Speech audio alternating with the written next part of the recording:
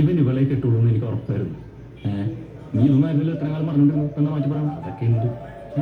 എടാ ഇവളാ ജോജോയുടെ കയ്യിൽ ആ കത്ത് കൊടുത്തു വിട്ടില്ലേ, ടിഷ്യൂ പേപ്പറിൽ എഴുതിയത്. എന്റെ പൊന്നളിയാ ഞാൻ വായിച്ചു. മൊത്തത്തിട്ടാണ് അങ്ങനെ പോലെ അത് ശരി. അപ്പൊ കറക്റ്റാണ്, കറക്റ്റ് പാർട്ട്ണർ. പിള്ളേരൊക്കെ എങ്ങനെയായിരിക്കോ?